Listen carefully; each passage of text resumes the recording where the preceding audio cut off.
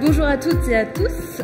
Effectivement, aujourd'hui, on va parler de la manière dont le groupe Arano et plus précisément l'école des métiers dont Marie-Pierre a la responsabilité, en tout cas sur la partie digital learning. Voilà, la stratégie d'accompagnement des équipes formation, des formateurs au digital learning. Je pense que ça concernera tous les organismes de formation et les services formation qui aujourd'hui digitalisent déjà la formation ou qui veulent se lancer. Je suis Mathilde, la directrice déléguée de l'ISTF. L'ISTF, qui on est? On est le premier centre de formation 100% dédié au digital learning pour les services formation et les organismes de formation. L'idée, c'est de vous aider à transformer vos pratiques et à réussir votre transformation digitale. Je suis responsable digital learning au sein de l'école des métiers. Juste pour revenir un peu sur le contexte d'Orano, donc c'est anciennement le groupe Areva, 40 000 collaborateurs. Il y a une restructuration avec la séparation de nos activités et début 2018, nous sommes devenus Orano avec une nouvelle image, un nouveau logo. Et nous sommes maintenant sur 16 000 collaborateurs. L'université Areva a suivi aussi les mouvements du groupe. Donc de l'université Areva, nous sommes passés maintenant à deux écoles, l'école des métiers, l'école du management. L'école des métiers, alors notre offre de formation représente à peu près 2700 actions de formation et l'école des métiers en couvre à peu près 70%. Et 2018, on a commencé à travailler sur une stratégie d'internalisation de notre production. Donc jusqu'ici, on était encore beaucoup sur l'externalisation en faisant appel à des prestataires pour réaliser nos contenus et depuis l'année dernière, on commence à s'outiller et à se former pour produire nos propres contenus. Un des premiers bénéfices, celui-ci est, c'est un bénéfice constaté, alors soit une réponse à un besoin, c'est pas forcément un retour direct de l'expert ou du formateur sur le moment, c'est l'optimisation des plannings. Donc le digital est souvent une réponse à du présentiel qui devient parfois un peu trop lourd, surtout quand on a des équipes plus réduites ou voilà. Et ça, le formateur le constate pas forcément sur le coup quand c'est lui qui doit produire le contenu, mais à terme, ça répond forcément à un besoin.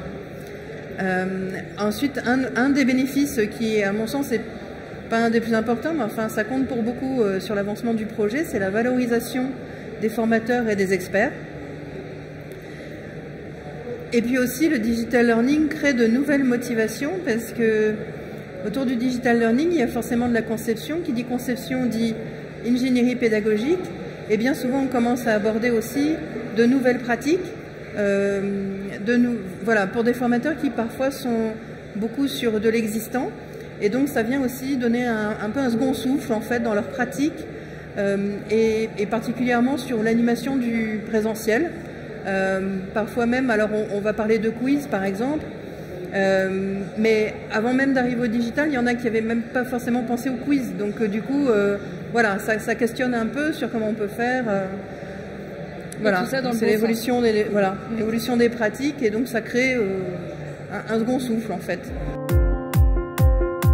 Je vais juste laisser Marie-Pierre du coup nous dire quels ont été les bénéfices observés à ce jour concernant la stratégie d'accompagnement. En tout cas, par rapport au projet, vous me disiez que c'était l'optimisation des projets, hein, forcément. Oui, forcément, parce qu'avec la formation, on gagne un peu plus de temps, on va un peu plus vite, là où quand on n'a pas cet effet formation, on tâtonne un peu. Et puis, enfin, ça peut même être sur la coordination du projet d'ailleurs, hein, parfois. Et puis, il y a la légitimité, c'est-à-dire qu'avec la formation, on monte en compétences, du coup, on gagne en crédibilité, on gagne en légitimité pour porter le projet devant des clients internes, dans mon cas, voilà, ou des commanditaires internes. Et puis, forcément, ça fait monter en compétences les experts et les formateurs.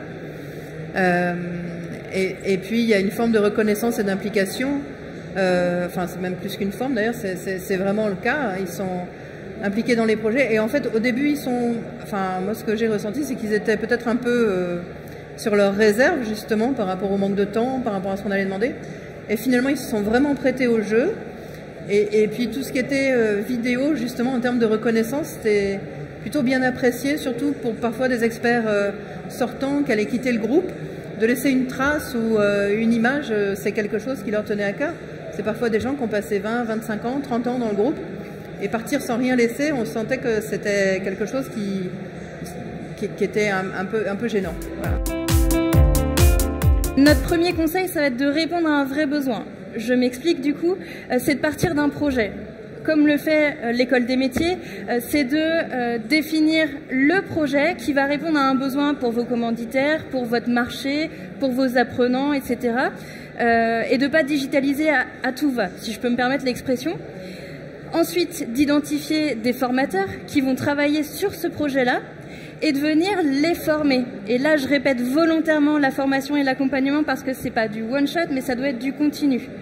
Et ça, sur le projet, encore une fois, pour optimiser le temps passé dans la formation et l'accompagnement, mais aussi, du coup, le projet en lui-même. Il gagnera forcément en efficacité, en pertinence.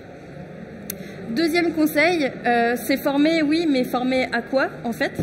Là, je vais donner un ordre. Celui-ci peut être complètement inversé, ça va dépendre de votre contexte et de, justement, des projets. C'est de former vos équipes aux outils, à l'ingénierie pédagogique, des dispositifs et des contenus. C'est vraiment les trois pôles de formation à ne pas louper. L'un est indissociable de l'autre et c'est pareil. On aurait pu représenter ça par une roue. Les usages évoluent, donc n'hésitez pas à reformer régulièrement, à réorganiser des ateliers, à réaccompagner des équipes qui auraient pu déjà être accompagnées ou formées auparavant. Et puis, je conclurai là-dessus. Mon dernier conseil porte plus sur votre service formation ou votre équipe formation que sur les formateurs eux-mêmes, mais c'est vraiment de les placer au cœur de vos projets et même de votre entreprise, de votre structure.